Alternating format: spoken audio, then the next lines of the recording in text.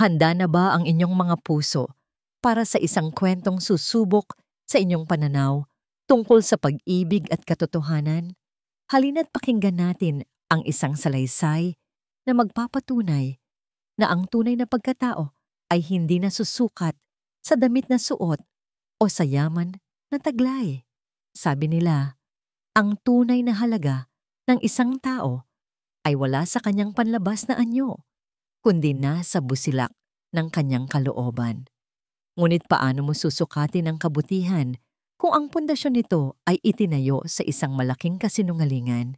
Samahan ninyo ako sa kwento ni Sinag at Dalisay.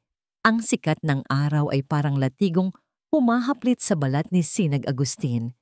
Bawat patak ng pawis na gumuguhit sa kanyang muka ay humahalo sa alikabok at dumi ng baryo putikan. Itinulak niya ang mabigat na kariton ng basura, ang kalampag ng mga gulong nito sa bakubakong kalsada, ang tanging ingay na pumupunit sa katahimikan ng kanyang pag-iisip. Sa loob ng isang buwan, ito na ang naging mundo niya. Hindi siya si Mayor Sinag Agustin, ang pinakabatang alkalde sa kasaysayan ng lungsod ng San Sinag. Dito, siya lang si Noel, isang hamak na basurero. Ang mamahaling damit ay napalitan ng kupas na t-shirt at pantalong may butas sa tuhod. Ang makintab na sapatos ay naging isang pares ng sirang tsinelas. Ito ang maskarang pinili niyang isuot para makita ang totoong mukha ng kahirapan, ang cancer na matagal nang kumakain sa pundasyon ng kanyang lungsod. Hoy! Dalian mo nga diyan. Ang baho ng dinadaanan mo. Sigaw ng isang babaeng nakatayo sa harap ng isang sari-sari store. Hindi umimik si Sinag. Yumuko lang siya at mas binilisan ang pagtulak sa kariton. Sanay na siya sa ganitong trato. Ang tingin na puno ng pandidiri, ang pagtatakip ng ilong, ang mga salitang parang basurang itinatapon din sa kanya. Dito niya napatunayan na kapag wala kang pera o kapangyarihan, para ka na ring basura sa paningin ng iba. Huminto siya sa tapat ng isang maliit na kainan para punasan ng pawis sa kanyang noo. Ang amoy ng nilulutong pagkain ay kumalam sa kanyang sikmura, ngunit alam niyang hindi siya pwedeng pumasok doon. Sa itsura niyang yun, siguradong ipagtatabuyan lang siya. Habang nakatayo siya roon, isang malakas na buhos ng tubig ang biglang tumama sa kanyang likuran.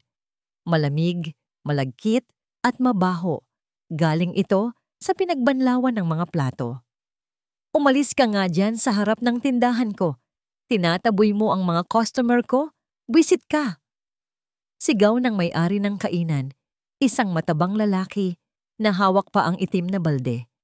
Nag-init ang mga pisngi ni Sinag. Napayukom siya ng kamao sa loob ng kanyang maruruming guwantes. Pinipigilan ang sarili na sumagot. Ang alkalde sa loob niya ay gustong sumigaw, gustong ipamukha sa lalaki kung sino siya. Ngunit si Noel, ang basurero, ay walang magawa, kundi tanggapin ang kahihiyan. Tumalikod siya, basang-basa at amoy panis. Nagsimula siyang maglakad palayo. Dala-dala ang bigat hindi lang ng kariton, kundi ng buong sistema na gusto niyang baguhin. Sa mundong ito, ang pagiging mahirap ay kasalanan. Manong, sandali po. Isang malambing na tinig ang pumukaw sa kanya. Huminto siya at lumingon. Nakatayo sa harap ng isang maliit na panaderya na may pangalang Pusong Tinapay Bakery, ang isang dalaga. Mahaba ang kanyang buhok, simple ang suot na duster, ngunit ang nangiti sa kanyang mga labi ay parang sinag ng araw na tumagos sa madilim na ulap ng kanyang umaga. May dala itong isang maliit at malinis na tuwalya. Lumapit ito sa kanya ng walang pag-aalinlangan, walang pandidiri. Ayos lang po ba kayo, Manong? Nakita ko po ang ginawa sa inyo. Sobra naman po yun. Hindi makapagsalita si Sinag. Nakatitig lang siya sa mga mata ng dalaga. Sa loob ng isang buwan, ngayon lang may tumingin sa kanya na parang tao. Inabot nito ang tuwalya. Heto po, pamunas ninyo. Nag-atubili siyang tanggapin. Naku, wag na miss. Madudumihan ko lang. Ano po bang silbi ng tuwalya kung hindi gagamitin? Sagot nito at lalong lumawak ang ngiti. Sige na po, tanggapin niyo na. Dahan-dahang kinuha ni Sinag ang tuwalya. Ang lambot ng tela ay isang bagay na halos nakalimutan na niya sa loob ng isang buwan. Pinunasan niya ang kanyang muka at braso, tinatanggal ang dumi at kahihiyan. Pumasok muli ang dalaga sa loob ng panaderya at paglabas ay may dala na itong isang supot na papel. Heto pa po, Manong. Mainit-init pa yan. Pandesal po. Para po may laman ang tiyan ninyo. Miss, hindi ko to matatanggap. Wala akong pambayad. Sabi ni Sinag. Ang boses ay bahagyang garalgal. Hindi ko po yan ipinagbibili. Binibigay ko po yan sa inyo. Sabi ng dalaga. Ako po si Dalisay. Lisa na lang po. Kayo po anong pangalan ninyo? Noel. Mabilis niyang sagot. Ang pangalang yon ay parang isang baluti. Sige po, Manong Noel. Mag-iingat po kayo. Sabi ni Dalisay. At bumalik na ito sa loob ng kanyang maliit na tindahan. Naiwan si Sinag na nakatayo roon. Hawak ang malinis na tuwalya at ang supot ng mainit na tinapay. Ang simpleng kabaitan na yon ay parang isang malakas na sampal sa kanyang pagkatao. Sa mundo niya ng politika, ang bawat ngiti ay may kahulugan. Ang bawat tulong ay may kapalit. Ngunit ang tulong na natanggap niya mula kay Dalisay ay puro walang hinihintay na kapalit. Dalisay, ang pangalan ay bumagay sa kanya.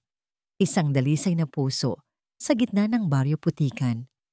Kinagabihan, sa loob ng kanyang malapalasyong bahay, matapos maligo at magsuot ng mamahaling damit, tumayo si Sinag sa harap ng salamin. Ang nakatingin pabalik sa kanya ay hindi si Noel, kundi ang makapangyarihang Mayor Agustin. Ngunit sa kauna-unahang pagkakataon, nakaramdam siya ng hiya sa sariling refleksyon. Ang lahat ng ito ay isang laro lamang para sa kanya. Isang paraan para makakuha ng ebidensya laban sa kanyang mga kalaban sa politika, lalo na kay Konsehal Dante Silang. Ngunit para sa mga taong tulad ni Dalisay, ito ang kanilang araw-araw na realidad. Hindi niya makalimutan ang ngiti nito. Hindi niya makalimutan ang kabaitan sa mga mata nito. Kailangan niyang bumalik. Kailangan niyang isauli ang tuwalya. Iyon ang dahilan na sinabi niya sa sarili. Ngunit sa kaibuturan ng kanyang puso, alam niyang gusto niya lang makita muli ang babaeng nagbigay liwanag sa pinakamadilim niyang araw. Kinabukasan, suot muli. Ang kanyang pagbabalat kayo, naglakad si Sinag pabalik sa Pusong Tinapay Bakery. Dala niya ang tuwalyang nilabhan at pinlansya pa ng kanyang kasambahay. Habang papalapit siya, narinig niya ang mga boses mula sa loob. Huminto siya sa gilid, hindi sigurado kung dapat ba siyang kumatok. Lisa apo, paanoon na ito nanim? Boses iyon ng isang matandang babae, puno ng pag-aalala. Si Lola Liwayway siguro, ang lola ni Dalisay na madalas nitong ikwento. Hindi ko po alam, Lola. 2 linggo na lang po ang palugit na binigay nila. Saan po tayo kukuha ng ganoon kalaking halaga? Sagot ni Dalisay. At sa tinig nito, bakasang namumuong mga luha. Kapag hindi tayo nakabayad, kukunin nila ang panaderya. Kukunin nila ang lahat sa atin. Isang malaking utang. Napatigil si Sinag. Ang kanyang plano na magpasalamat ay biglang nawala. Sa kanyang harapan, isang bagong problema ang umuusbong. Isang problemang kayang-kaya niyang solusyonan bilang si Mayor Sinag Agustin. Ngunit isang problemang walang magawa si Noel, ang basurero. Nakatayo siya roon sa pagitan ng 2 mundo. Hawak ang isang malinis na tuwalya at nakikinig sa unti-unting pagguho ng mundo ng tanging taong nagpakita sa kanya ng kabutihan. Amumoy ng bagong lutong tinapay. Ito ang unang bumabati kay Dalisay tuwing umaga. Amoy ng pag-asa. Amoy ng pangarap ng kanyang mga yumaong magulang. Ngunit sa mga nagdaang linggo, ang amoy na ito ay nahahaluan na ng takot. Takot na baka isang araw hindi na niya ito maamoy muli sa sarili niyang panaderya. Pinunasan niya ang kanyang mga kamay sa luma niyang apron at tiningnan ang listahan ng mga babayarin na nakadikit sa pader. Kuryente, tubig, harina, asukal, at ang pinakamabigat sa lahat, ang utang na iniwan ng kanyang ama. Ang bawat piraso ng tinapay na kanyang ibinebenta ay tila isang maliit na patak ng tubig na sinusubukang apulahin ang isang malaking apoy. "Apo, nag-almusal ka na ba?" Tanong ni Lola Liwayway habang naglalatag ito ng kapeng barako sa kanilang maliit na mesa sa likod ng tindahan. "Mamaya na po, La. Tatapusin ko lang po itong pagmamasa para sa Spanish bread," sagot ni Dalisay. Pilit na pinapasigla ang kanyang boses. Ayaw niyang makita ng kanyang lola ang bigat na kanyang dinadala. Umupo si Lola Liwayway at pinagmasdan siya. Ang mga mata nito, bagamat kulubot na, ay nakikita pa rin ang lahat. "Ang utang na naman ba ang iniisip mo?" Hindi nakasagot si Dalisay. Ang ritmo ng kanyang pagmamasa ay bumagal. Bumuntong hininga siya. "Paano po kung hindi natin mabayaran, La? Ang pusong tinapay na lang po ang alaala natin kina Mama at Papa." "Huwag kang magsalita ng ganyan," mahinang sabi ng matanda. Hinawakan ang kamay niyang may hari na. "Hindi tayo pababayaan ng Diyos. Darating din ang tulong." "Sana nga po, La. Sana nga po." Bulong ni Dalisay sa kanyang isip. Isang kalampag mula sa labas ang nagpabalik sa kanya sa kasalukuyan. Ang kariton ng basura. Napangiti siya ng bahagya ng maalala ang lalaking binigyan niya ng tinapay kahapon. Si Manong Noel. May kakaiba sa mga mata nito. Isang uri ng bigat at talino na hindi mo aakalain sa isang basurero. Binuksan niya ang pinto ng tindahan, handa para sa isa na namang araw ng pagkayod. Nagulat siya nang makita si Manong Noel na nakatayo sa di kalayuan, tila nag-aatubiling lumapit. Hawak nito ang tuwalyang ibinigay niya. Malinis na ngayon at maayos ang pagkakatupi. "Manong Noel!" tawag niya. Lumingon ito at dahan-dahang lumapit. "Miss Lisa, heto na po yung tuwalya. Maraming salamat po ulit kahapon." "Naku, wala po yon. Sana po ay nakatulong," sabi niya. Tinatanggap ang tuwalya. "Gusto niyo po ba ng kape? Mayroon po akong itinimpla." Umiling ito. "Wag na po. Nakakahiya naman." "Ano ba kayo? Halika na po." Pilit niya. May kung anong nag-uudyok sa kanya na kausapin pa ang lalaki. Siguro dahil sa kabila ng dumi nito sa katawan, nakikita niya ang dignidad sa pagkatao nito. Pumasok sila sa maliit na espasyo sa likod ng tindahan. Ipinagtimpla niya ito ng kape, habang si Lola Liwayway ay tinitingnan si Noel, mula ulo hanggang paa, na may halong pagtataka at pagsusuri. "Maupo ka, iho," sabi ng kanyang lola. Umupo si Noel sa isang maliit na bangko, tila hindi komportable sa loob ng isang bahay. Sa mga sumunod na araw, ang pagdalaw ni Noel ay naging parte na ng kanilang umaga. Pagkatapos nitong mangolekta ng basura sa kanilang lugar, dadaan ito sa pusong tinapay. Minsan, tutulong itong magbuhat ng mga sako ng harina. Minsan aayusin nito ang tumutulong gripo. At palagi, uupo ito sa maliit na bangko at makikinig sa mga kwento ni Dalisay. Naging magaan ang loob niya kay Noel. Sa kanya, naibubuhos niya ang mga alalahanin na hindi niya masabi sa kanyang lola. Naikwento niya ang kanyang pangarap na palakihin ang panaderya, ang kanyang pangungulila sa kanyang mga magulang, at ang takot niya sa kanilang pagkakautang.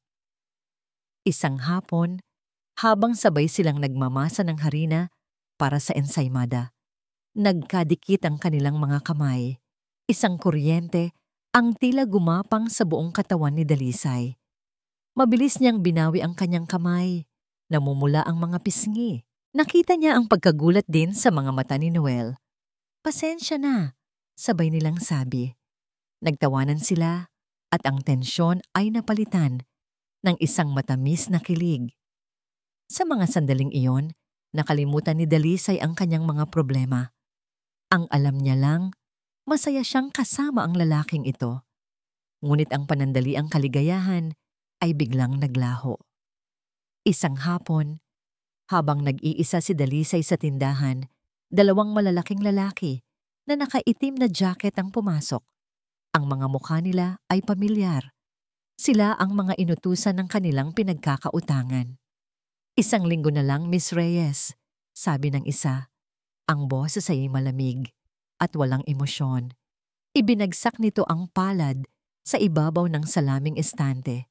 Dahilan para magtilian ang mga mumunting kampanilya na nakasabit doon. Alam mo na ang mangyayari kapag hindi ka nakabayad.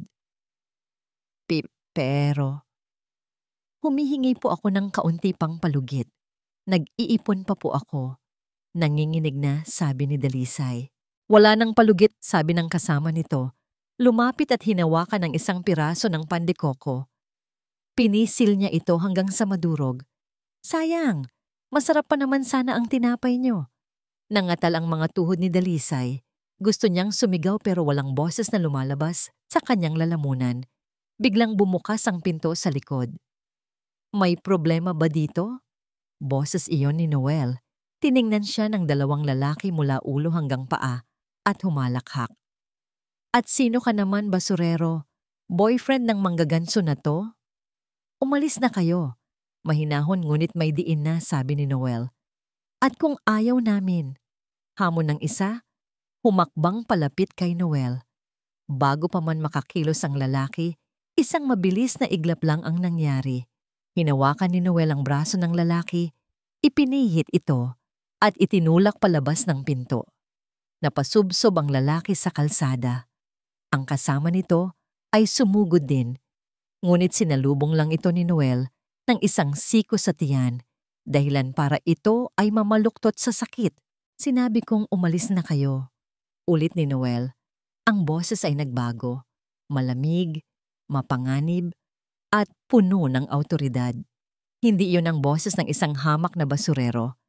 Nagtatakbong umalis ang dalawang lalaki, bitbit ang takot at kahihiyan. Naiwan si Dalisay na nakatayo, nanginginig, hindi dahil sa takot, kundi sa pagkamangha at pagtataka. Lumapit sa kanya si Noel. Ang panganib sa kanyang mga mata ay napalitan muli ng pag-aalala. "Lisa, ayos ka lang ba? Sinaktan ka ba nila?" Hindi siya sumagot. Tinitigan niya lang si Noel. Ang mga galaw nito kanina, mabilis, kalkulado, at epektibo. Iyon ay galaw ng isang taong sanay sa pakikipaglaban, hindi ng isang taong sanay lang sa pagtulak ng kariton. "Sino ka ba talaga, Noel?" Ang tanong ay namuo sa kanyang isipan kasama ng isang bagong usbong na damdamin, isang pagdududa na sumisira sa simpleng pag-asa na sinimulan niyang maramdaman. Ang katahimikan sa loob ng kanyang bimubuo ay nakakabingi. Habang minamaneho niya ito palayo sa Baryo Putikan, ang imahe ni Dalisay, puno ng takot, pagtataka, at pagdududa, ay paulit-ulit na naglalaro sa kanyang isipan. Pinahinto niya ang sasakyan sa isang madilim na eskinita, ilang bloke mula sa baryo. Hinubad niya ang maruming damit ni Noel at isinuot ang malinis na polo shirt na palagi niyang baon. Sa bawat pagpapalit niya ng damit, parang nagpapalit din siya ng pagkatao. "Sino ka ba talaga, Noel?" Ang tanong sa mga mata ni Dalisay ay parang punyal na tumusok sa kanyang konsensya. Napasuntok siya sa manibela. Ang plano niya ay simple lang. Magmasid, mangalap ng impormasyon, at umalis. Ngunit hindi niya inasahan si Dalisay. Hindi niya inasahan ang isang babaeng magpapaalala sa kanya kung ano ang ibig sabihin ng maging tao. Nang gabing iyon, pag-uwi niya sa kanyang mansyon, hindi siya mapakali. Ang karangyaan sa paligid niya, ang marmol na sahig, ang mga mamahaling painting, ang tahimik na serbisyo ng kanyang mga kasambahay ay tila nangungutya sa kanya. Ang lahat ng ito ay kasinungalingan sa harap ng mundong ipinapakita niya kay Dalisay. Pumasok siya sa kanyang study at tumayo sa harap ng isang malaking salamin. Ang nakatingin pabalik ay si Mayor Sinag Agustin, ang lalaking hinahangaan ng marami. Ngunit ang nakikita niya ay isang duwag. Isang lalaking nagtatago sa likod ng basahan para lang matakasan ang sarili niyang magulong mundo. Anong karapatan niyang mahulog sa isang babaeng tulad ni Dalisay kung ang pundasyon ng kanilang pagkikita ay isang malaking kasinungalingan? Ang pag-ibig na nararamdaman niya para dito ay hindi kasama sa plano. Isa itong komplikasyon, isang panganib. Ngunit isa rin itong bagay na hindi na niya kayang itanggi pa dahil kapag kasama niya si Dalisay, hindi siya ang alkalde at hindi rin siya ang basurero. Siya lang si Sinag, isang lalaking nakahanap ng kapayapaan sa isang simpleng ngiti at sa amoy ng bagong lutong tinapay. Kinabukasan, bumalik siya. Hindi dahil sa misyon niya, kundi dahil sa pangungulila. Isang malakas na buhos ng ulan ang sumalubong sa hapon na yon. Tumutulo ang bubong ng Pusong Tinapay Bakery. Abala si Dalisay sa pagsahod ng tubig gamit ang mga balde at palanggana habang si Lola Liwayway ay nagdarasal sa isang sulok. Walang sabi-sabing umakyat si Noel sa bubong. Sa gitna ng malakas na ulan, kinumpunin niya ang mga butas gamit ang mga materyales na madali niyang nahanap. Nang matapos siya, basang-basa na siya at nanginginig sa ginaw. "Noel, pumasok ka na dito. Magkakasakit ka niyan." Sigaw ni Dalisay mula sa ibaba. Bumaba siya. Sinalubong siya ni Dalisay ng isang makapal na tuwalya at isang tasa ng mainit na tsokolate. "Salamat," sabi ni Sinag.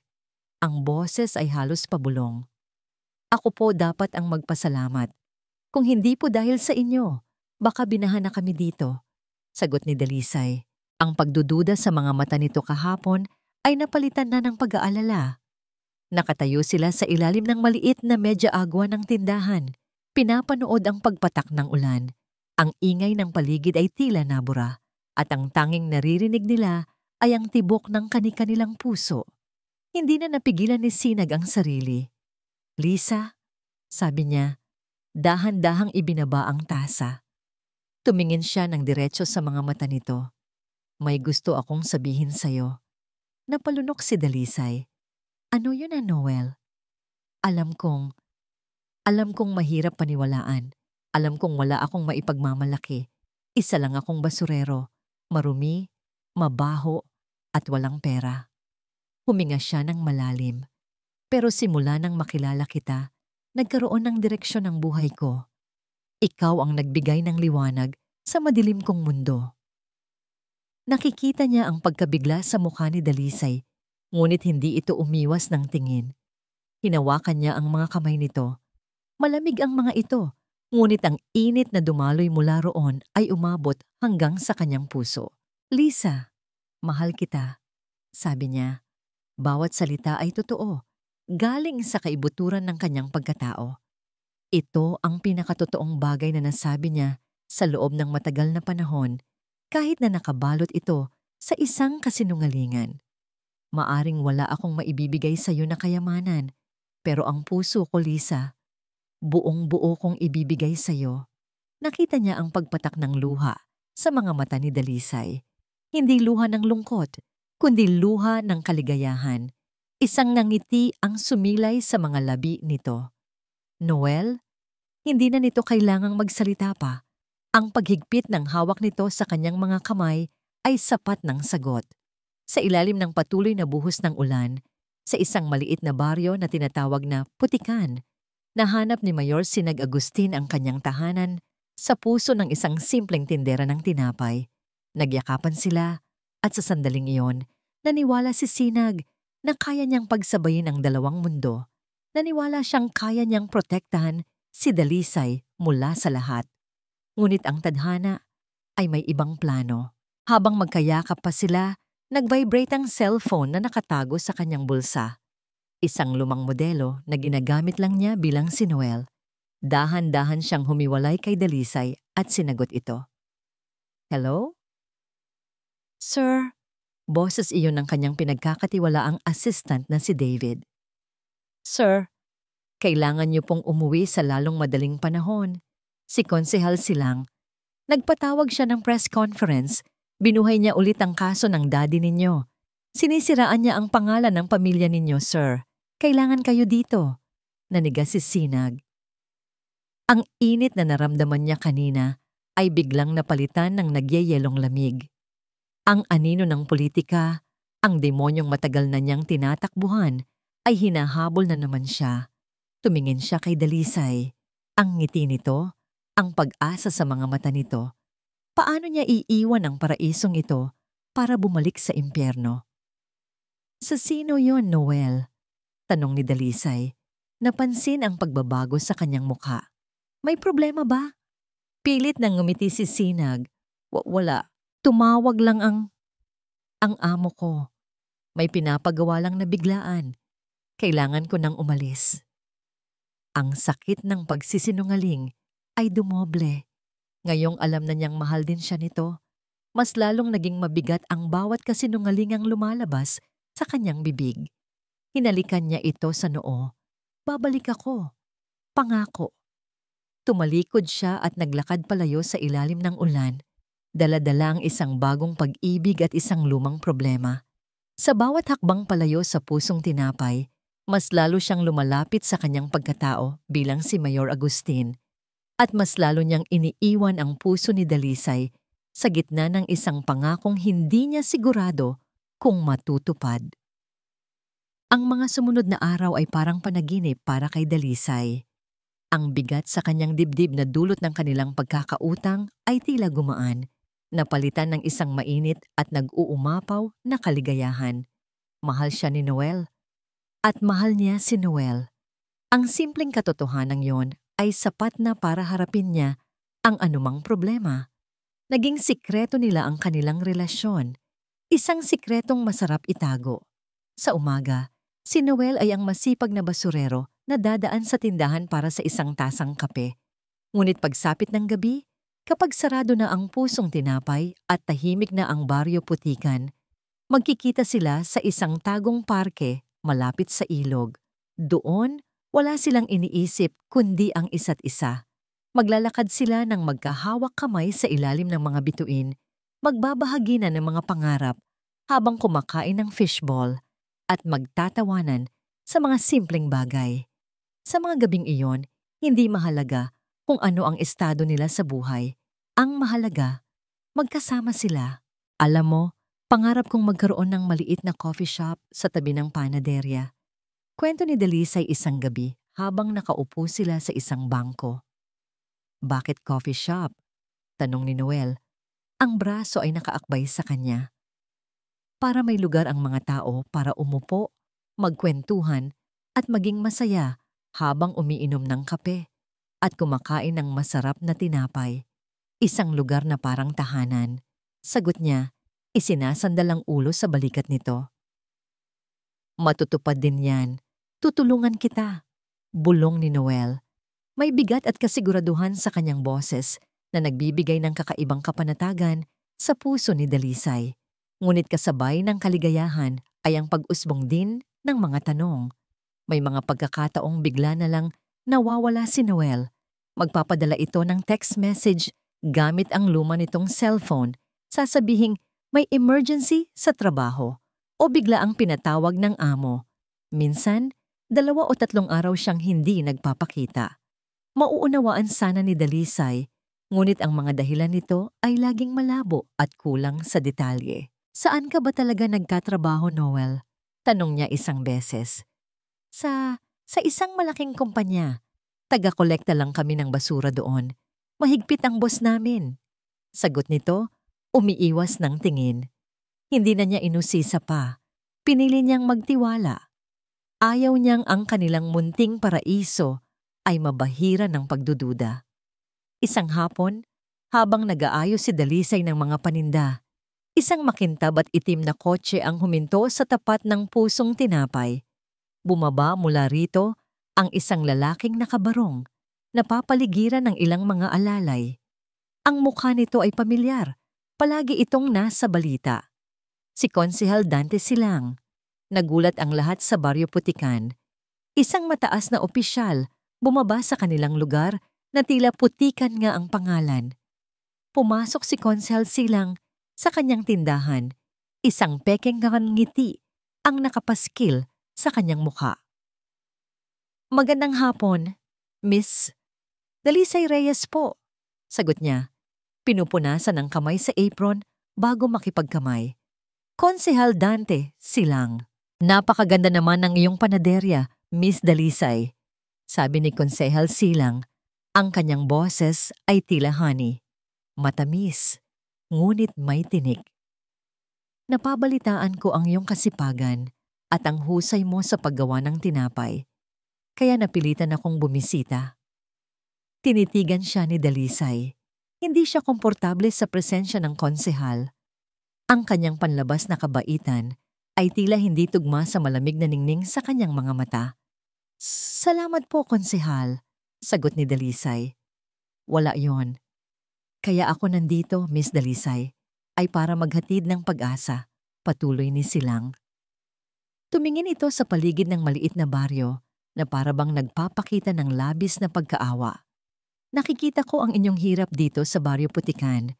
Alam kong may mga malalaking suliranin kayo, lalo na sa usapin ng pag-utang."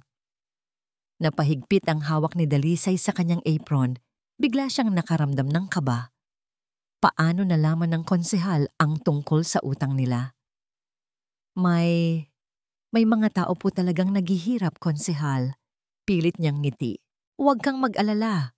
Nakita ko na ang solusyon sa problema mo. At masisiguro kong ligtas ang panaderya mo, Miss Dalisay." Bulong ni Silang lumapit ng bahagya. Mayabang ang tindig nito. "Hindi ko lang alam kung may kausap ka na ba na politiko o isang tao na nag-aalok ng tulong na hindi mo alam kung taga saan." Nanlamig si Dalisay. Direkta ba siyang tinutukoy ni Silang? Tinitingnan ba ni Silang ang koneksyon niya kay Noel?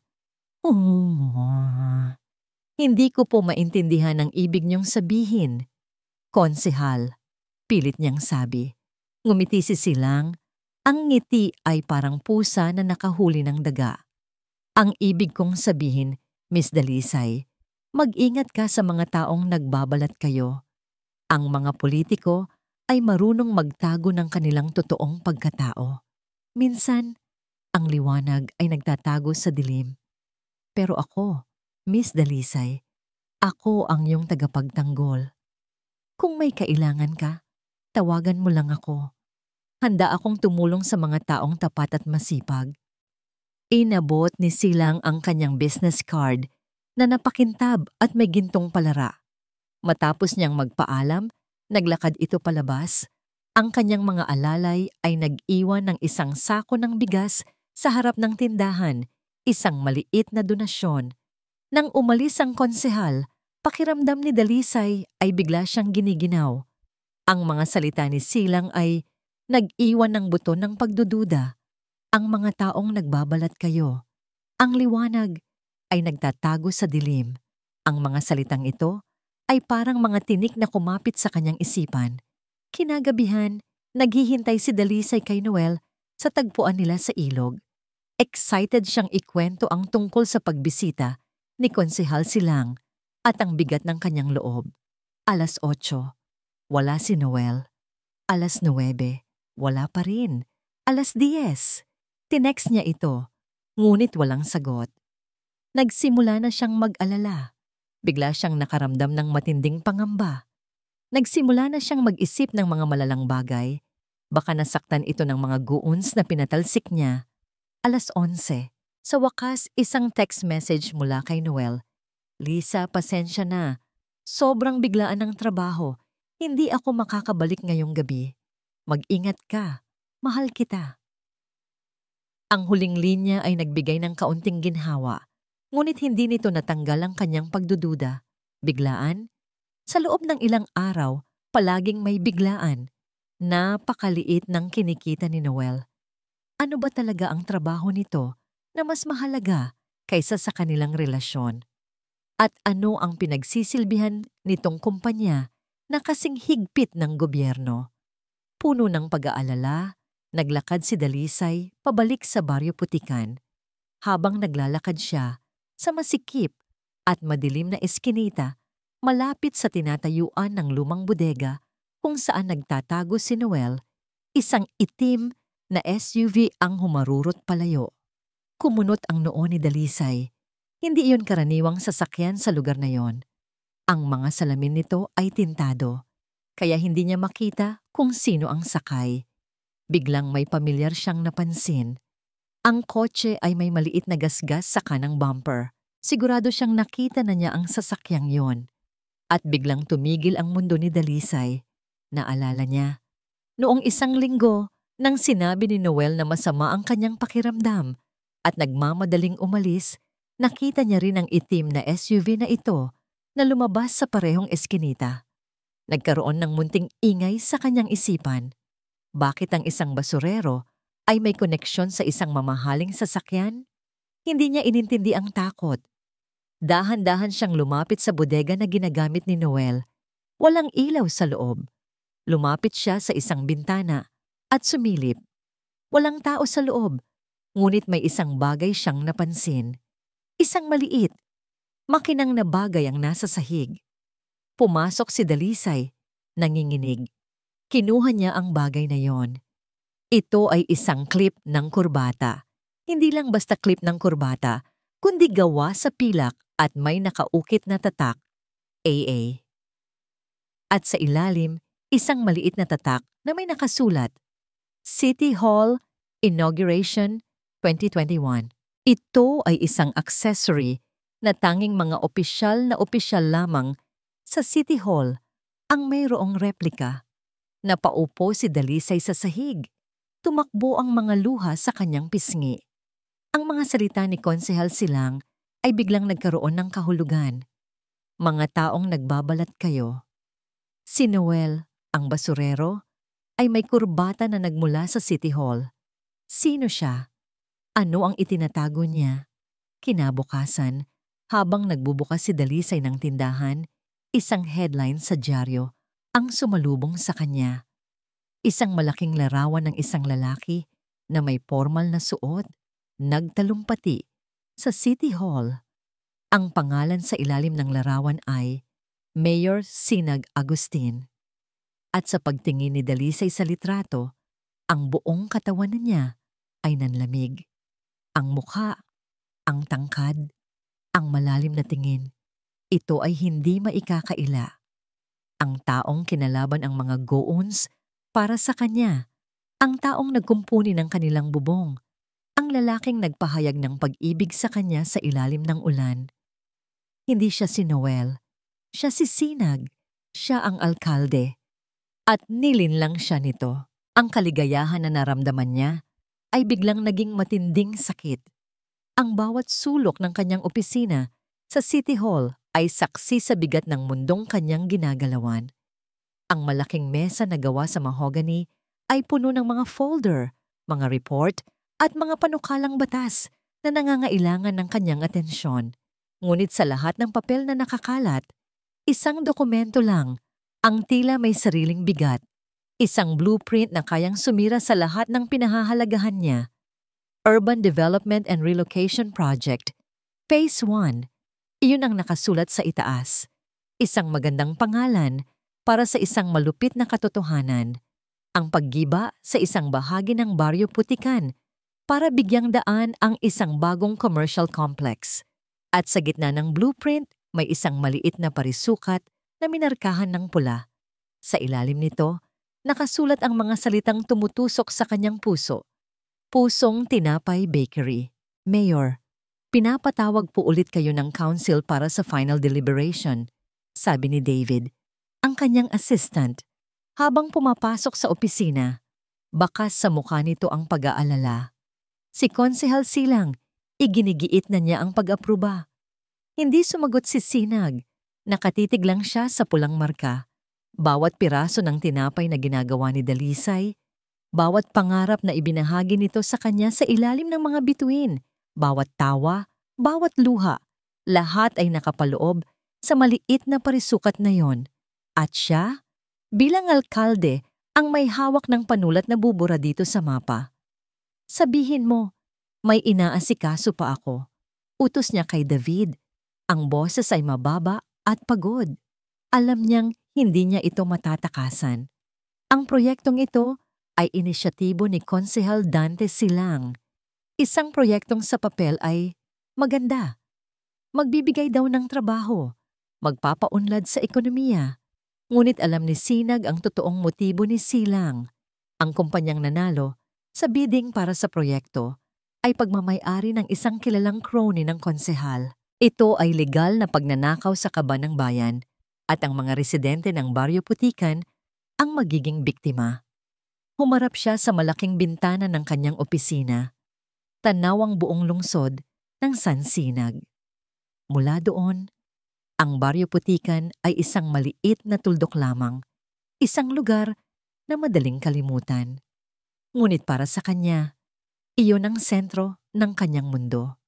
Iyon ang lugar kung saan niya natagpuan si Dalisay. Isang linggo na siyang hindi nagpapakita bilang si Noel. Isang linggo na niyang tinitiis ang pangungulila. Ang bawat text message na ipinapadala niya kay Dalisay na puno ng kasinungalingan ay parang isang maliit na lason na unti-unting pumapatay sa kanyang kaluluwa. Lisa, pasensya na. Sobrang higpit sa trabaho. Bumabawi ako sa'yo. Pangako. Pangako. Isang salitang wala na siyang karapatang sabihin. Biglang bumukas ang pinto ng opisina. Hindi na ito kumatok. Si Konsehal Dante Silang nakangisi na parang demonyo. Mayor Agustin, kanina ka pa namin hinihintay. Mukhang may mas importante ka yatang inaasikaso kaysa sa kinabukasan ng lungsod na ito. Sarkastikong tanong ni Silang. Hinarap siya ni Sinag. Ang muka ay seryoso. May mga detalye pa sa proyekto na kailangan nating pag-aralan, Konsehal. Ayokong magmadali. Tumawa si Silang. Magmadali? Isang buwan na nating pinag-uusapan ito. Ano pa ba ang problema? Ang mga iskiwater sa Baryo Putikan? May relocation site naman para sa kanila. Umupo ito sa silyang nasa harap ng mesa ni Sinag. Parang siya ang may-ari ng opisina. Ang problema ay hindi mo iniisip ang kapakanan nila. Ang iniisip mo lang ay ang bulsa mo. Diretsong sabi ni Sinag. Nawala ang nangiti sa mukha ni Silang. Mag-ingat ka sa mga sinasabi mo, Mayor. Baka nakakalimutan mo, mas marami akong alam tungkol sa'yo kaysa sa inaakala mo. Lumapit si Silang sa mesa at tiningnan ang blueprint. Itinuro nito ang pulang marka. Pusong Tinapay Bakery. Balita ko, masarap daw ang tinapay dito. Mukhang espesyal sa'yo ang lugar na ito, ano? Nanlamig ang buong katawan ni Sinag. Alam na ba niya? Gaano karami ang alam niya? Kung hindi mo aaprubahan ang proyekto, Mayor, patuloy ni Silang, ang boses ay isang mapaanganib na bulong. Baka mapilitan akong maghanap ng ibang paraan para mapaunlad ang lugar na yan at baka may mga taong madamay na hindi naman dapat. Isang malinaw na banta. Hindi lang sa kanyang posisyon, kundi pati na rin kay Dalisay. Nang makaalis si Silang, naiwan si Sinag na nanginginig sa galit at takot. Nasa isang sulok siya. Kung aaprubahan niya ang proyekto, siya mismo ang sisira sa buhay ni Dalisay. Kung hindi naman, gagamitin ni Silang ang lahat ng alas nito laban sa kanya at posibleng idawit pa si Dalisay sa gulo. Gabi na nang makauwi si Sinag sa mansyon, pakiramdam niya ay 10 taon siyang tumanda sa loob ng isang araw. Ang tanging nagbibigay sa kanya ng lakas ay ang pag-asang makikita niya si Dalisay. Suot ang damit ni Noel, palihim siyang nagpunta sa Baryo Putikan. Nakita niya si Dalisay sa loob ng tindahan. Nag-iisa, tahimik na nag-aayos ng mga tinapay. Ang dating sigla sa mga mata nito ay wala na, napalitan ng lungkot at pagkalito. Gusto niyang pumasok, gusto niyang yakapin ito at sabihing aayusin niya ang lahat. Ngunit paano? Paano niya sasabihin ang katotohanan na siya mismo ang may kapangyarihang bawiin ang lahat sa kanya? Habang nakatayo siya sa dilim, Pinapanood ang babaeng mahal niya. Naramdaman niya ang bigat ng kanyang dalawang mundo na nagbabanggaan. Si Mayor Agustin at si Noel, parehong walang magawa. Parehong nakatali sa isang sitwasyong sila mismo ang gumawa nang biglang tumunog ang kanyang cellphone. Si David. "Sir, may problema po tayo." Nanginginig ang boses nito. "May isang photographer na nakakuha ng litrato ninyo. Nakasuot po kayo bilang si Noel, papasok sa eskinita ng Baryo Putikan. Ibinenta niya ang litrato sa isang tabloid. Bukas na bukas, lalabas na po ang balita." Bagsak ang mga balikat ni Sinag. Katapusan na. Ang sikreto niya ay malapit ng mabunyag. Ang bomba ay sasabog na. At si Dalisay, ang inosenteng si Dalisay, ay nasa gitna ng pagsabog na ito.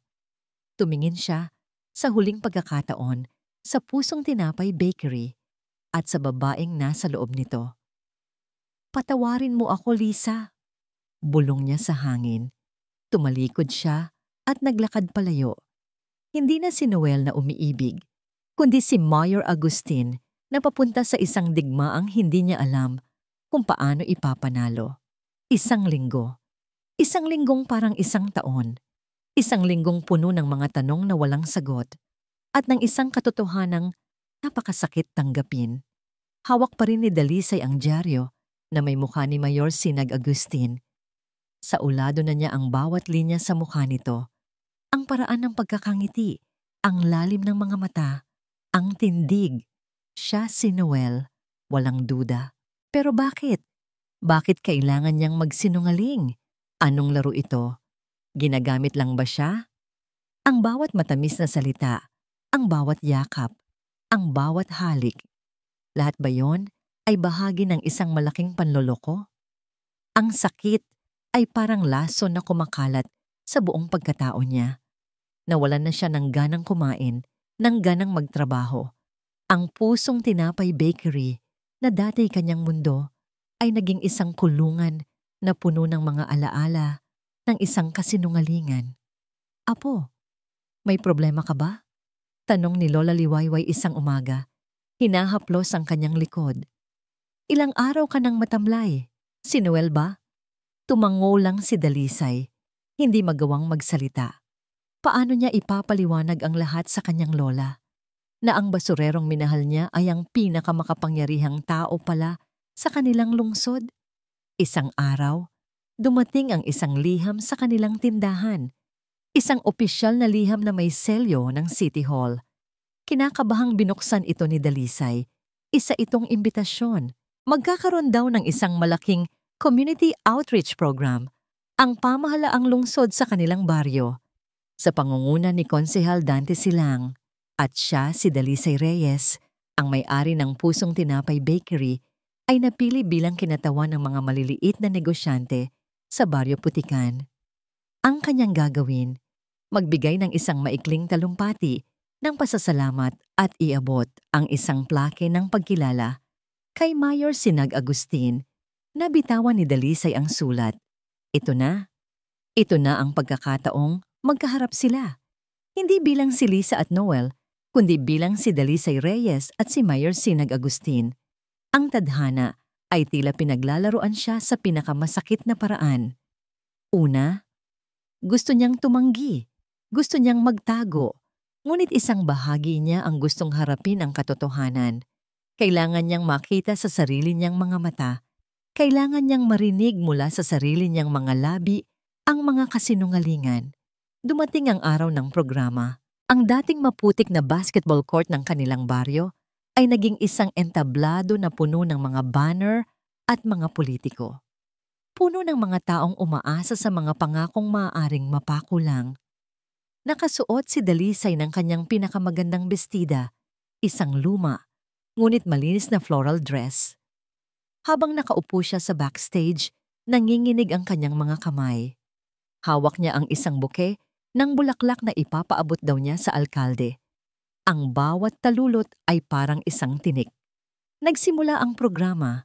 Nagsalita si Konsehal Silang, puno ng mga matatamis na salita at mga pekeng pangako. Pinapalakpakan siya ng mga tao. Hindi alam na ang taong ito ang isa sa mga dahilan ng kanilang paghihirap. At pagkatapos, tinawag na ang pangalan niya. At ngayon mga kababayan, tawagin natin ang isang inspirasyon dito sa Baryo Putikan, ang masipag na may-ari ng Pusong Tinapay Bakery, Binibining Dalisay Reyes, para ibigay ang plaque ng pasasalamat sa ating pinakamamahal na alkalde, Mayor Sinag Agustin. Parang bingi si Dalisay habang naglalakad siya papunta sa entablado. Ang palakpakan ng mga tao ay parang ugong lang sa kanyang tainga. Ang lahat ng atensyon niya ay nasa lalaking nakatayo sa gitna ng entablado, nakasuot ng puting-puting barong, nakangiti sa mga tao. Ang nangiting iyon ang nangiting minahal niya. Iyon ang nangiting nagbigay sa kanya ng pag-asa. Dahan-dahan siyang umakyat sa hagdan. Bawat hakbang ay parang isang milya. Nasa itaas na siya ng entablado. Ilang talampakan na lang ang layo niya sa lalaki. Nagtama ang kanilang mga mata. Nakita ni Dalisay ang pagkabigla sa mga mata ni Sinag. Ang ngiti nito ay unti-unting nawala. Napalitan ng isang ekspresyong puno ng gulat, pagsisisi at takot. Ang kanyang Mayor Agustin ay biglang naging si Noel. Para kay Sinag, ang pag-akyat ni Dalisay sa entablado ay parang isang slow motion na bangungot. Hindi ito parte ng plano. Alam niyang pakana ito ni Silang. Nakita niya ang konsehal sa gilid ng entablado. May isang nangiting tagumpay sa mga labi. Ito ang patibong. At si Dalisay ang point. Tumigil ang mundo ni Dalisay. Ang ingay ng paligid ay naglaho. Ang tanging nakikita niya ay ang lalaking nanloko sa kanya. Ang lahat ng sakit, lahat ng galit, lahat ng pagtataka na kinimkim niya sa loob ng isang linggo ay sabay-sabay na sumabog sa kanyang dibdib. Iniaabot sa kanya ng isang staff ang plaque. Nanginginig niyang kinuha ito. Naglakad siya palapit kay Sinag. Ang bawat hakbang ay mabigat. Nakatitig lang si Sinag sa kanya, hindi makapagsalita. Lisa. Bulong nito. Sapat lang para marinig niya. Ang pagtawag nito sa kanyang pangalan ang huling tumusok sa kanyang puso. Bigla niyang nabitawan ang bouquet ng bulaklak. Ang mga ito ay bumagsak at kumalat sa sahig ng entablado. Kasabay nito, ang plakeng hawak niya ay dumulas din sa kanyang mga kamay. Gumawa ito ng isang malakas na kalabog nang bumagsak ito sa kanilang pagitan. Isang malakas na katahimikan ang bumalot sa buong lugar. Ang mga tao ay nagulat. Ang mga kamera ng media ay nagsimulang mag-flash. Tinitigan ni Dalisay si Sinag. Ang mga luha ay nagsimula nang mamuo sa kanyang mga mata. Hindi luha ng pasasalamat, kundi luha ng isang pusong winasak. Walang salitang namutawi sa kanyang bibig. Tumalikod siya. Lisa, sigaw ni Sinag. Ang boses ay puno ng desperasyon. Sinubukan nitong hawakan ng kanyang braso, ngunit mabilis siyang umiwas. Tumakbo siya. Tumakbo siya pababa ng entablado, palayo sa mga kamera, palayo sa mga mapanghusgang mata ng mga tao, at higit sa lahat, palayo sa lalaking sumira sa kanyang tiwala at dumurog sa kanyang puso. Ang tanging naririnig niya habang tumatakbo ay ang paulit-ulit na pagtawag nito sa kanyang pangalan. Isang pangalang ngayon ay parang isang sumpa. Ang palakpakan ay napalitan ng mga bulungan. Ang mga flash ng kamera ay parang mga kidlat na sunod-sunod na tumatama sa kanya. Ngunit para kay Sinag, ang buong mundo ay naglaho. Ang tanging nakikita niya ay ang likod ni Dalisay habang tumatakbo ito palayo. Bawat hakbang nito ay parang isang suntok sa kanyang dibdib. Lisa! Isinigaw niya muli ang pangalan nito, ngunit para siyang sumisigaw sa isang vacuum. Walang nakakarinig. O kung meron man, wala nang pakialam. Mayor! Mayor! Anong nangyari? Kilala niyo po ba ang babae? Is it true na may relasyon po kayo? Ang mga tanong ng media ay parang mga pating na nakaamoy ng dugo. Nagkagulo ang mga security personnel. Sinusubukang ilayo sa kanya ang mga reporter. Ngunit bago pa man siya maitulak palayo, nahagip ng kanyang mga mata si Konsehal Dante Silang na nakatayo sa gilid. Hindi na nito tinatago ang nangiti. Isang ngiti ng absolutong tagumpay. Isang ngiti na nagsasabing, "Game over, Agustin." Sa sandaling iyon, walang halaga ang kanyang posisyon. Walang halaga ang politika. Ang tanging mahalaga ay ang babaeng tumatakbo palayo. Dala ang wasak nitong puso. "Get me out of here!" Utos niya sa kanyang security. Ang boses ay malamig at puno ng galit. Itinulak niya ang mga reporter at nagmamadaling bumaba ng entablado. Pilit na hinahabol ang anino ni Dalisay. Hindi na niya ito naabutan. Nang gabing iyon, sumabog ang balita. Ang mukha niya at ang umiiyak na mukha ni Dalisay ay nasa lahat ng news channels. Mayor Agustin, sangkot sa iskandalo sa isang hamak na tindera. Ang sikretong pag-ibig ng alkalde na bulgar. Panloloko o pag-ibig, ang kwento ni Mayor at ng panadera. Ang bawat headline ay isang dagok sa kanyang reputasyon, ngunit wala siyang pakialam doon. Ang mas masakit ay ang bawat salitang hamak, tindera, panloloko. Inilagay nila si Dalisay sa isang posisyong hindi nito nararapat. Ginawa nilang isang sirang puri ang pinadalisay na taong nakilala niya. Hindi siya umuwi sa kanyang mansyon. Nagmaneho siya papunta sa Baryo Putikan. Malakas ang buhos ng ulan na parang nakikidalamhati sa kanya ang langit. Ang mga lansangan na dati niyang nilalakad bilang si Noel ay tila naging estranghero sa kanya. Huminto siya sa tapat ng Pusong Tinapay Bakery. Sarado na ito at patay ang mga ilaw. Ngunit alam niyang nasa loob si Dalisay. Bumaba siya ng kotse.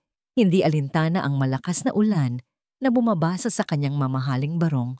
Tumayo siya sa harap ng pinto at kumatok.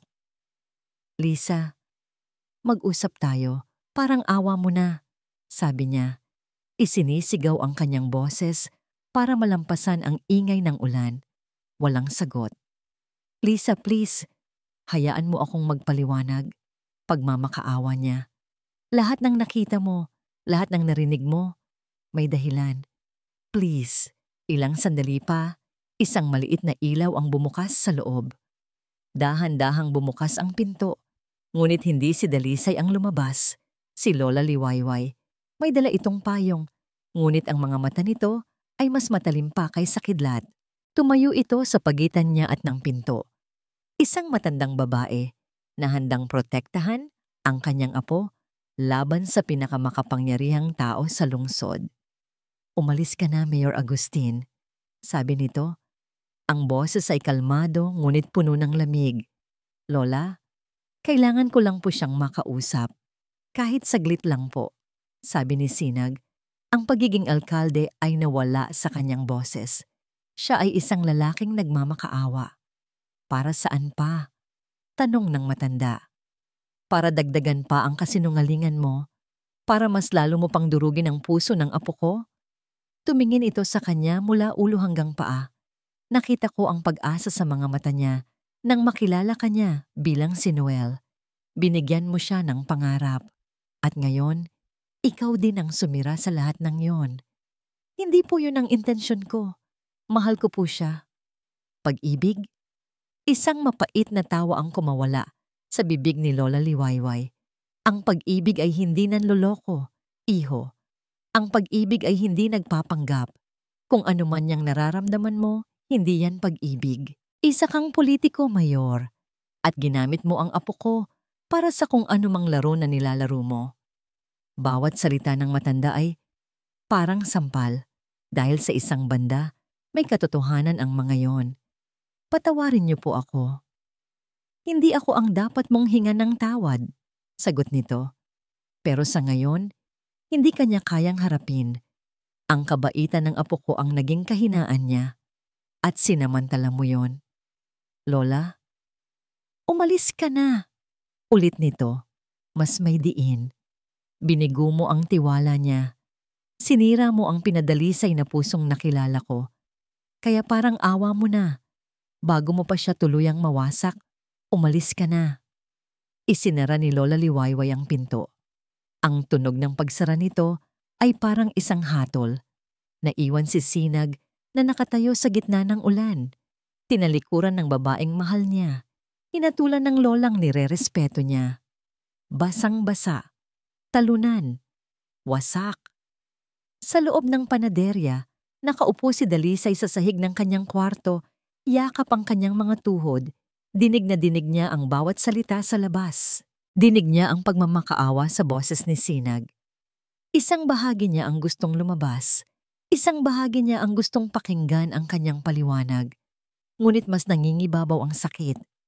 Kinuha niya ang isang maliit na kahon sa ilalim ng kanyang kama. Sa loob nito, naroon ang lahat ng alaala ni Noel. Ang mga tuyong bulaklak na pinitas nito para sa kanya. Ang mga bato na korteng puso na nahanap nila sa ilog. Ang bawat text message na nakaprint sa papel. Isa-isa niyang pinunit ang mga ito. Bawat punit ay parang pagpunit din sa sarili niyang puso. Ang pag-ibig na inakala niyang totoo ay isa lang palang panaginip. At ngayon, oras na para magising sa isang masakit na katotohanan. Sa labas, sumakay si Sinag sa kanyang kotse. Bago niya ito paandarin, tumunog ang kanyang cellphone. Isang tawag mula sa kanyang ama, ang dating alkalde. Sinag, umuwi ka. May pinatawag na press conference si Dante Silang bukas ng umaga. Sabi ng kanyang ama, ang boses ay puno ng kabigatan. Gagamitin niya ang lahat ng ito laban sa'yo. Ang nangyari sa akin noon, inuulit niya sa'yo ngayon. Ang kasaysayan ay umuulit. Ang larong sinimulan niya para protektahan ang alaala ng kanyang ama ay siya na ngayong ginagamit para wasakin, hindi lang siya, kundi pati na rin ang babaeng wala namang ibang ginawa, kundi ang magmahal sa kanya. Ang Pusong Tinapay Bakery ay naging isang kulungan, ngunit ang mga rehas nito ay hindi gawa sa bakal, kundi gawa sa mga matang mapanghusga at mga bibig na mapanira. Hindi na magawang lumabas ni Dalisay. Sa labas ng kanyang pinto, tila may isang batalyon ng mga reporter at tsismosa ang nag-aabang. Ang bawat pagbukas niya ng bintana ay sinusundan ng sunod-sunod na flash ng kamera. Ang bawat pagring ng telepono ay isang mamamahayag na humihingi ng kanyang panig. Miss Reyes, totoo po bang nilinlang kayo ng alkalde? Gaano na po kayo katagal na may relasyon? May kapalit po ba ang inyong pag-iibigan? Ginagamit niyo lang po ba ang sitwasyon para sumikat? Ang mga tanong ay parang mga batong ipinupukol sa kanya. Ang dati niyang tahimik na buhay ay naging isang pampublikong sirko at siya ang payaso na pinagtatawanan ng lahat. Mas masakit pa rito ang tingin ng kanyang mga kapitbahay. Ang mga dati bumabati sa kanya ng "Magandang umaga, Lisa," ay ngayon nagbubulungan na lang kapag dumadaan sa tapat ng kanyang tindahan. Naku, kawawa naman. Naloko ng politiko. Kawawa? Baka naman plinano niya yan. Tingnan mo, sikat na siya ngayon. Mukha lang mahinhin pero malandi pala. Pumatol sa basurero, yun pala mayor. Ang mga salita ay mas matalim pa sa kutsilyo. Sinusugatan nito hindi lang ang kanyang puso, kundi pati na rin ang kanyang dignidad. Isinara niya ang panaderya. Wala na siyang lakas na magmasa ng tinapay. Wala na siyang lakas ng ngumiti sa mga customer. Ang tanging kasama niya sa kanyang pag-iisa ay si Lola Liwayway, na tahimik na nagbabantay sa kanya. Hinahayaang ilabas niya ang lahat ng kanyang sakit. La, bakit po ganito? Tanong niya isang gabi. Ang ulo ay nakahiga sa kandungan ng kanyang lola. Wala naman po akong ginawang masama. Nagmahal lang naman po ako. Hindi mo kasalanan, apo. Mahinang sabi ni Lola Liwayway, hinahaplos ang kanyang buhok.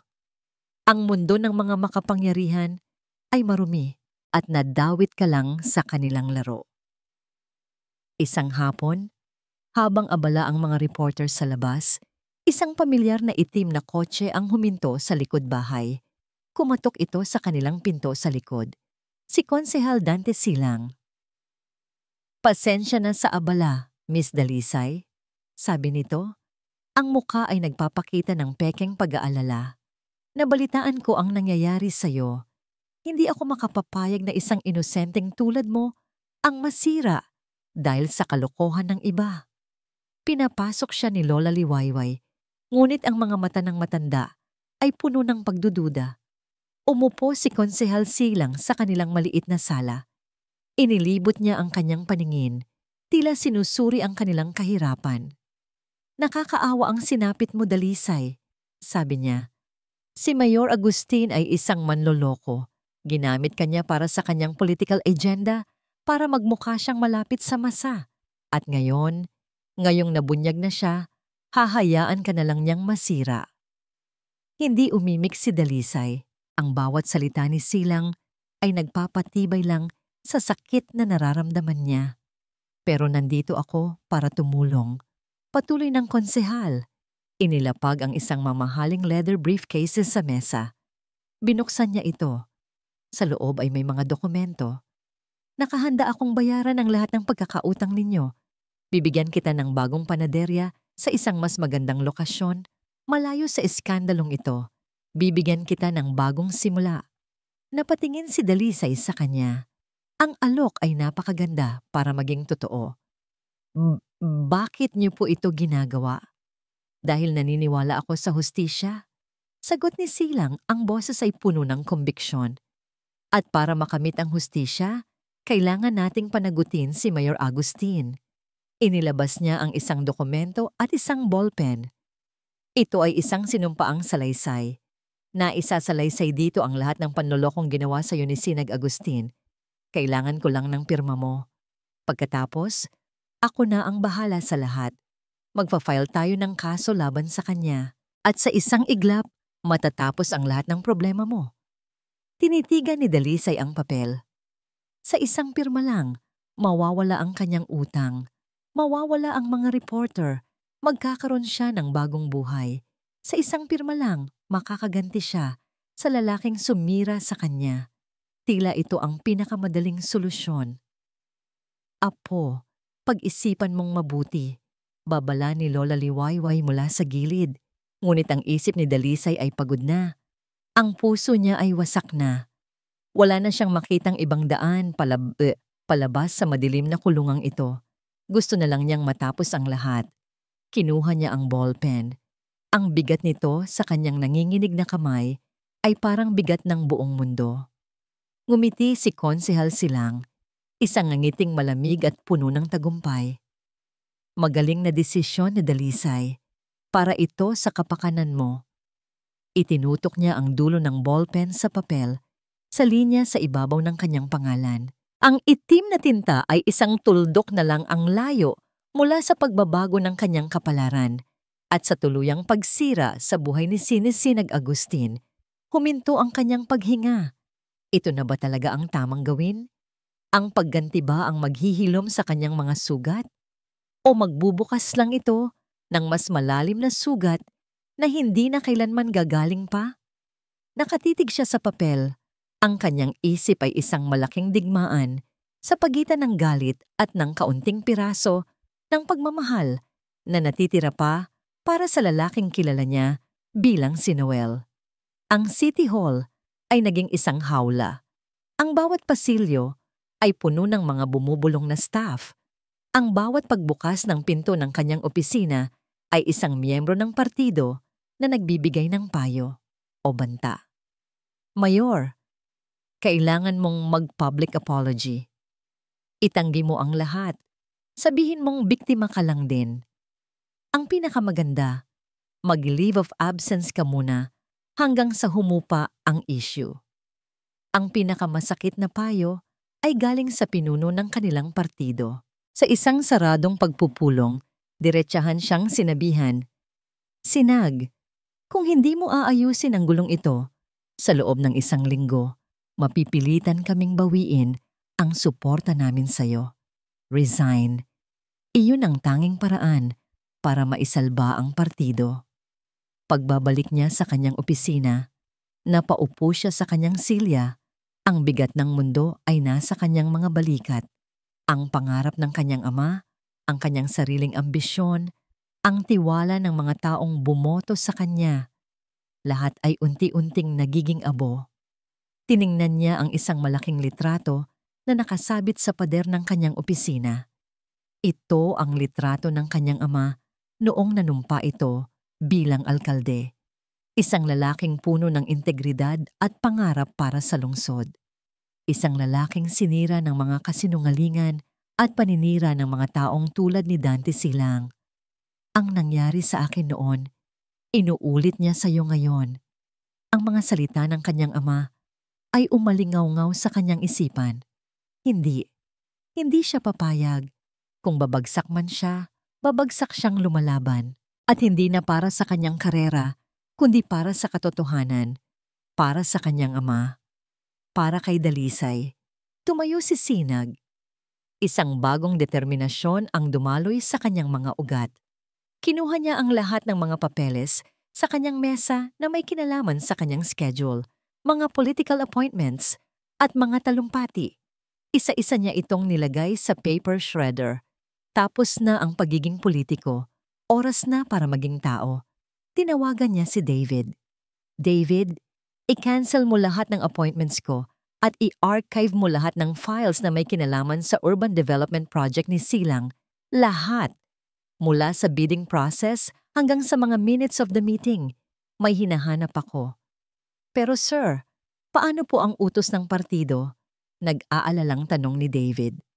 To hell with the party, sagot ni Sinag. Ang boses ay matigas na parang bakal. Ang laban na ito, personal na. Hindi na ito tungkol sa posisyon. Sa kabilang dako, sa Baryo Putikan, ang ballpen sa kamay ni Dalisay ay nanatiling nakatutok sa papel, hindi gumagalaw. Ano pa ang hinihintay mo, Dalisay? Sabi ni Konsyal Silang, medyo nainip na.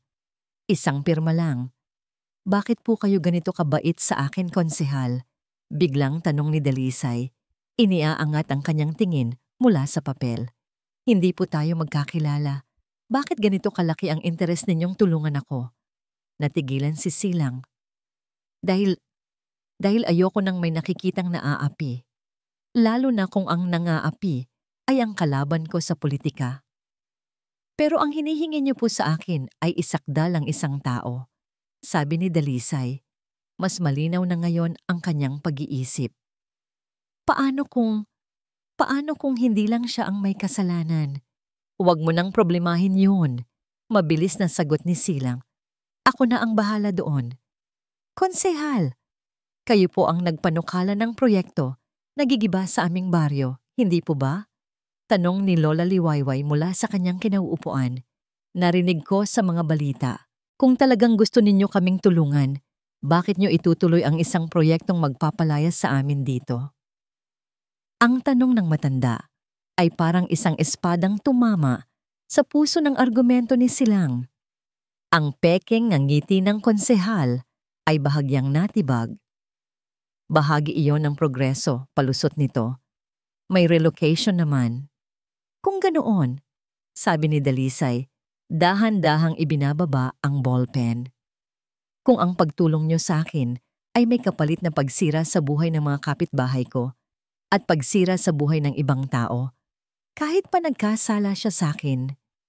Pasensya na po, konsehal. Hindi ko po kayang gawin. Tumayo si Dalisay. Maraming salamat po sa alok ninyo, pero mas gugustuhin ko pang harapin ang mga problema ko nang may malinis na konsensya. Ang mukha ni Dante Silang ay nagbago. Ang peking kabaitan ay naglaho, napalitan ng isang maitim na galit. Kinuha niya ang kanyang mga dokumento at padabog na isinara ang kanyang briefcase. Malaking pagkakamali yan, Dalisay.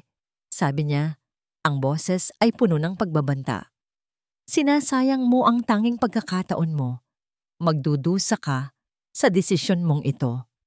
Tumayo siya at naglakad palabas. Nang makalabas na ito, napaupo si Dalisay sa upuan, nanginginig ngunit may kakaibang gaan sa kanyang pakiramdam. Ginawa niya ang tama.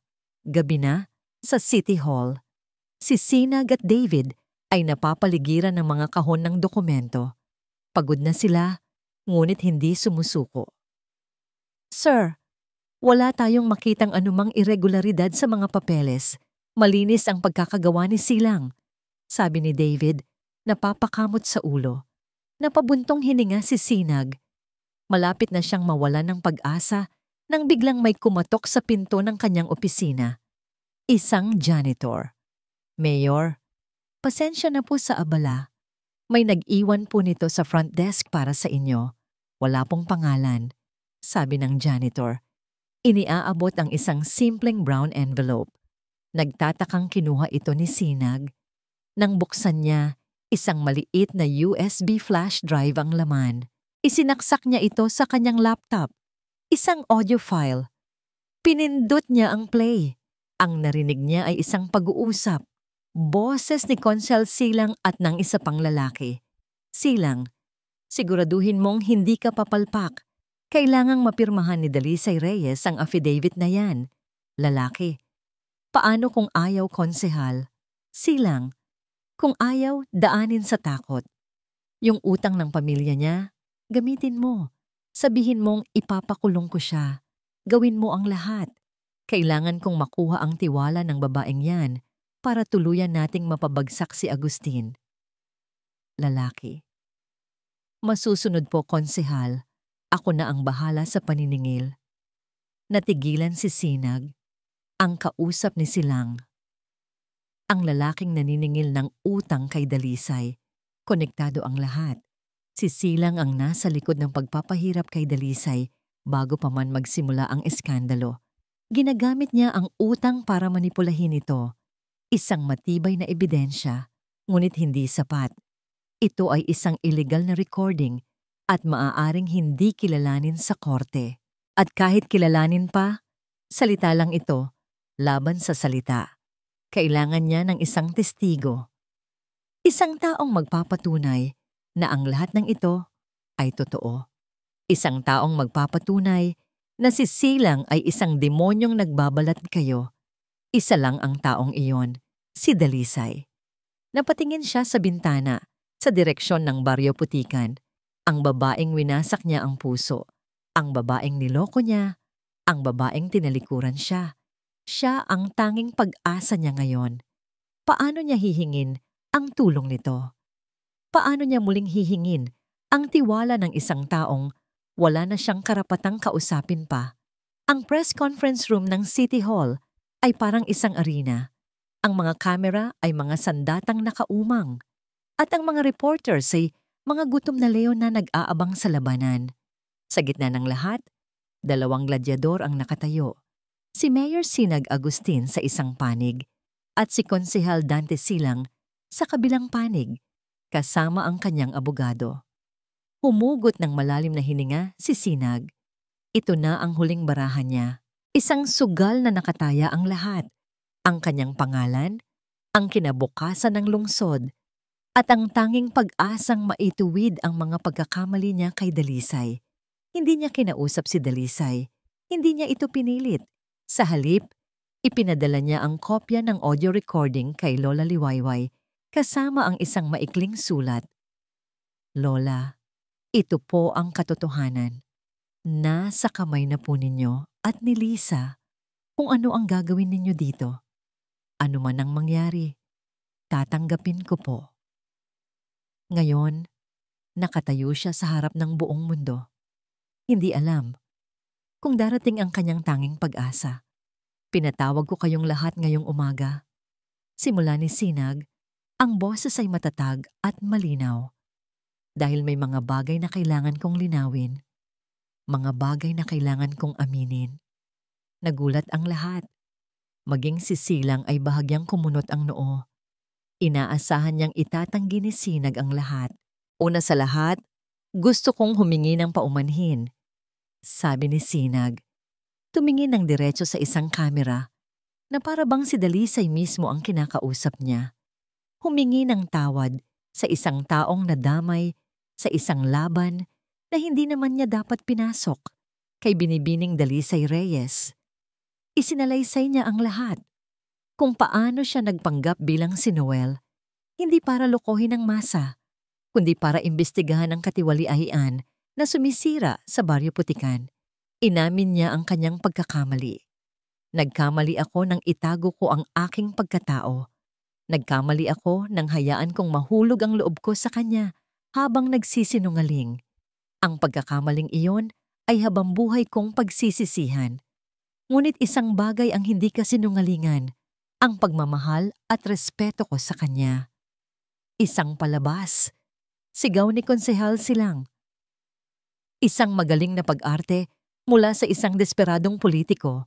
Huwag kayong maniwala sa kanya. Ginamit niya ang inosenteng babae na yon. Ginamit? Tanong ni Sinag. Ang kanyang mga mata ay nag-aapoy. Konsehal Silang, pag-usapan natin kung sino talaga ang gumagamit. Iyon na ang hudyat.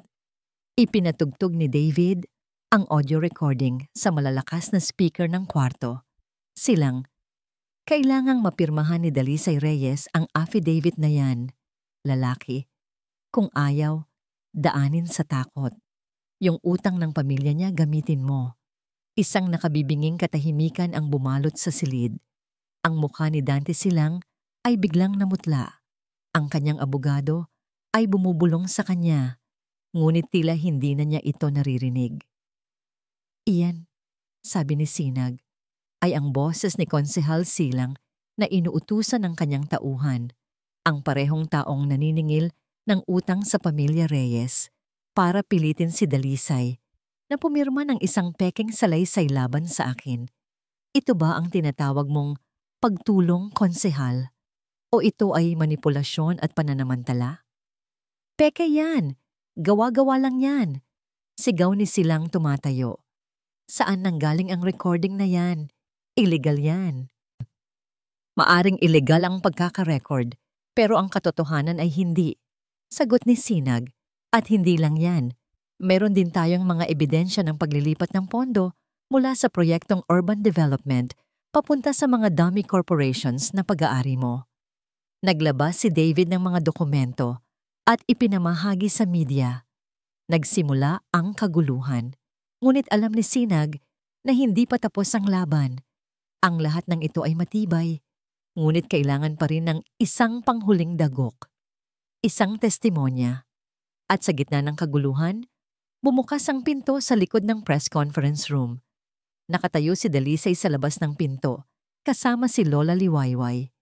Narinig niya ang lahat. Narinig niya ang pag-amin ni Sinag, ang pagsisisi sa boses nito, ang pagmamahal, at narinig niya ang boses ni Dante Silang sa recording, ang demonyong nag-alok sa kanya ng bagong simula, kapalit ng kanyang kaluluwa. Apo, nasa sayo ang desisyon. Bulong ni Lola Liwayway, hinawakan ang kanyang kamay. Ano man ang piliin mo, narito lang ako. Tumingin si Dalisay sa loob. Nakita niya si Sinag, mag-isang lumalaban. Nakita niya ang takot sa mga mata ni Silang. Naalala niya ang kabaitan ni Noel. Ang pag-aalala nito, ang pagtatanggol nito sa kanya. Ang lahat ng yon ay totoo, kahit na ang pangalan ay hindi. At naalala niya ang lamig sa mga mata ni Silang. Ang panganib, hindi ito tungkol sa paghihiganti, hindi ito tungkol sa pagpapatawad. Ito ay tungkol sa kung ano ang tama. Humigpit ang hawak niya sa kamay ng kanyang lola.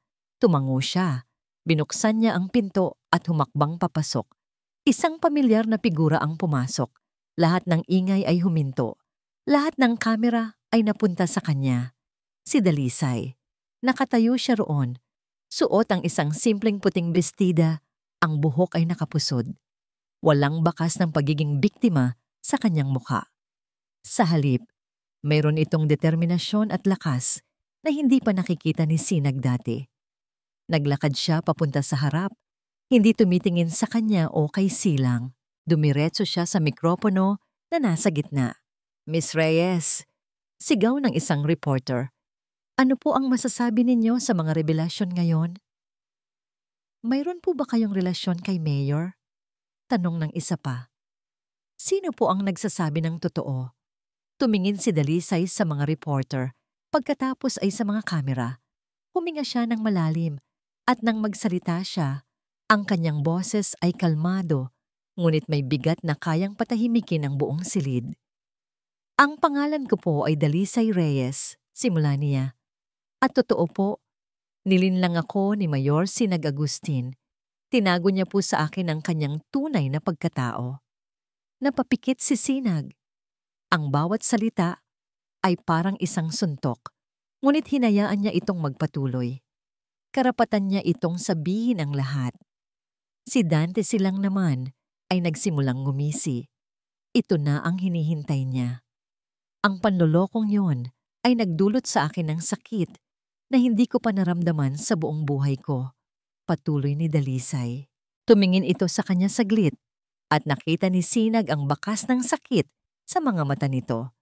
Winasak niya ang tiwala ko. Pagkatapos ay ibinaling ni Dalisay ang kanyang tingin kay Konsehal Silang.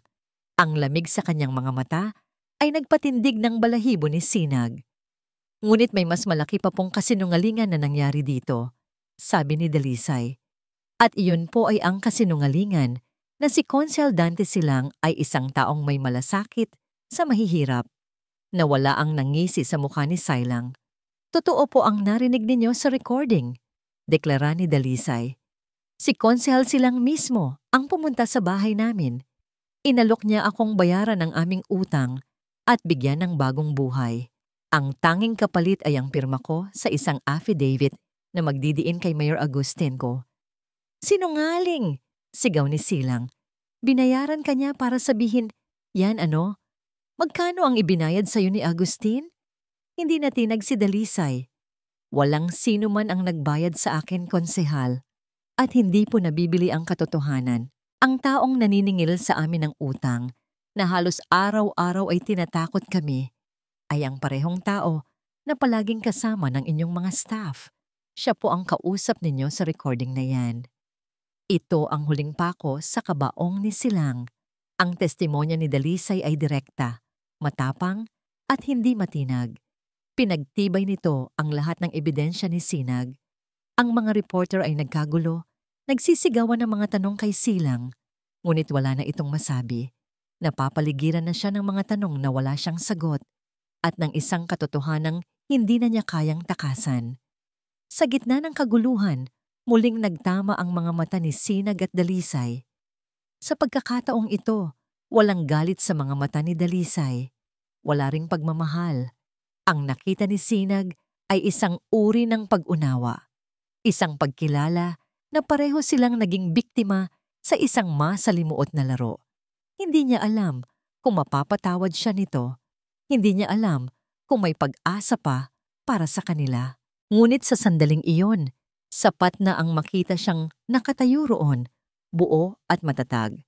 Pinalaya niya hindi lang ang katotohanan, kundi pati na rin ang sarili niya.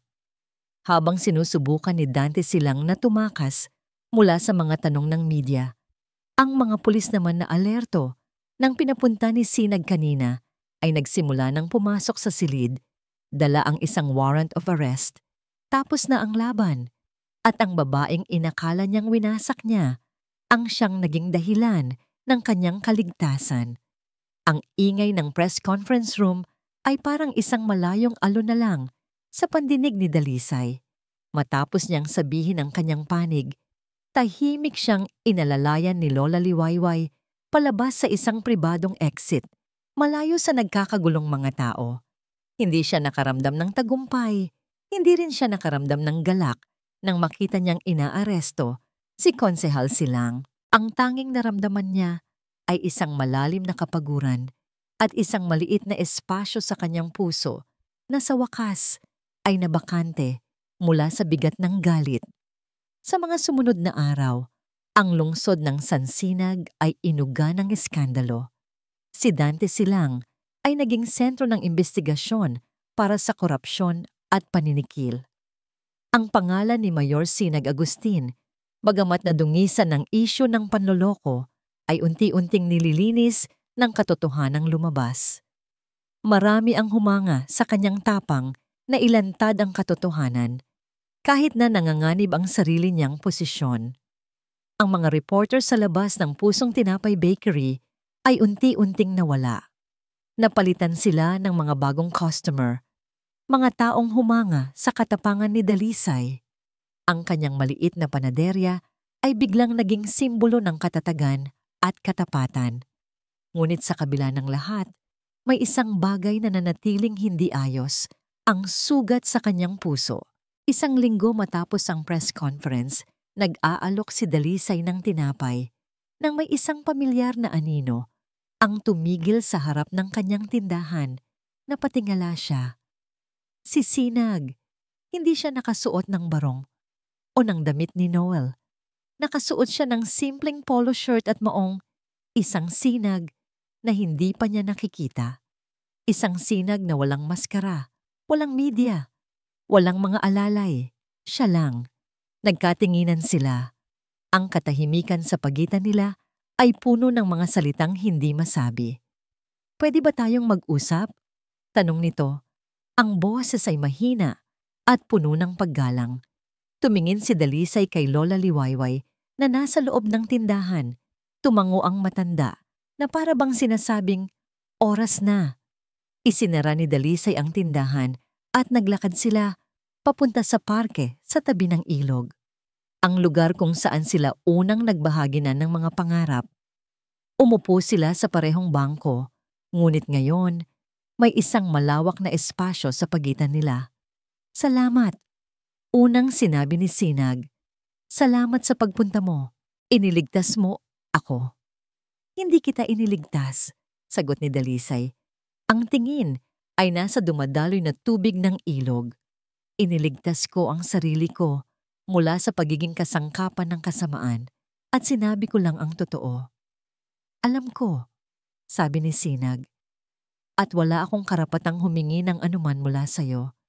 Gusto ko lang malaman mo na lahat ng sinabi ko sa press con, totoo yun, lalo na ang pagsisisi ko." Huminga ng malalim si Dalisay. "Bakit mo ginawa yun, Sinag? Bakit kailangang magpanggap?" Tumingin si Sinag sa malayo na para bang inaalala ang isang madilim na nakaraan. "Dahil sa tatay ko. Sinira ni Silang ang pangalan niya gamit ang mga kasinungalingan. Gusto kong makahanap ng ebidensya, pero sa mundo ng politika, lahat ay may maskara. Naisip ko, para makita ang totoong mukha nila, kailangan ko ring magsuot ng maskara." "At ako?" Tanong ni Dalisay. Ang boses ay bahagyang nanginig. "Ano ako? Sa laro ninyo, parte rin ba ako ng maskara?" Umiling si Sinag at sa unang pagkakataon, tumingin ito sa kanya ng diretso. Ang mga mata ay puno ng sakit. "Hindi. Ikaw ang hindi ko inaasahan. Ikaw ang nagpaalala sa akin kung ano ang totoo sa gitna ng lahat ng pagkukunwari. Habang tumatagal, ang pagpunta ko sa Baryo Putikan ay hindi na para sa misyon ko. Para na sa'yo." Naramdaman ni Dalisay ang pag-init ng kanyang mga mata. "Pero niloko mo pa rin ako. Ang bawat ngiti, ang bawat salita. Paano ko malalaman kung alin ang totoo at alin ang hindi? Ang pagkatao ko bilang si Noel ay kasinungalingan." Pag-amin ni Sinag. "Pero ang nararamdaman ni Noel para sa'yo, Lisa, iyon ang pinakatotoong naramdaman ko sa buong buhay ko." Isang luha ang pumatak mula sa mata ni Dalisay. Pinunasan niya ito agad. "Hindi ganoon kadaling maghilom ang sugat, Sinag," sabi niya. "Ang tiwala, kapag nasira, hindi na naibabalik sa isang salita lang." "Alam ko," sabi ni Sinag. Ang boses ay puno ng pagtanggap. "At hindi ako nandito para humingi ng tawad dahil alam kong hindi pa ito ang tamang panahon. Nandito lang ako para sabihin sa'yo na hihintayin ko ang panahong yun. Gaano man katagal. Hihintayin kong mapatunayan sa'yo, hindi sa salita, kundi sa gawa, na karapat-dapat ako sa tiwala mo." Tumayo si Sinag. "Hindi kita gagambalain, pero sana, balang araw, kapag handa ka na, sana mabigyan mo ako ng pagkakataong ipakilala sa'yo ang totoong ako." Ang totoong si Sinag. Naglakad ito palayo, hindi na lumingon. Naiwan si Dalisay sa bangko. Pinapanood ang paglubog ng araw. Ang galit sa kanyang puso ay wala na.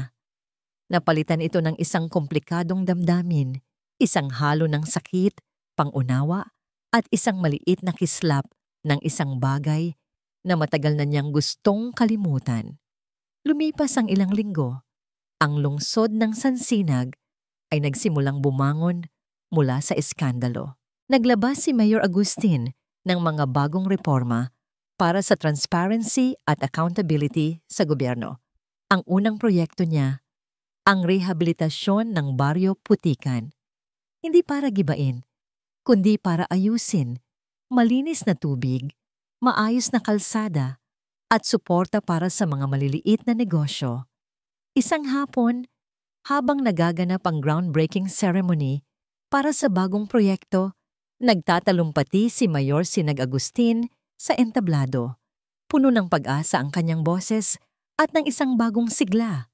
Mula sa di kalayuan, sa likod ng mga tao, nakatayo si Dalisay, tahimik na nanonood, habang nagsasalita si Sinag na patingin ito sa kanyang direksyon. Nagtama ang kanilang mga mata. Sa gitna ng daan-daang tao, tila sila lang ang naroroon. Hindi ngumiti si Dalisay, ngunit hindi rin siya sumimangot. Tinitigan lang niya ito. Isang tingin na puno ng pag-asa. Isang tingin na nagsasabing, simulan mo ng patunayan. Isang maliit na ngiti ang sumilay sa mga labi ni Sinag. Isang ngiting abot hanggang sa kanyang mga mata.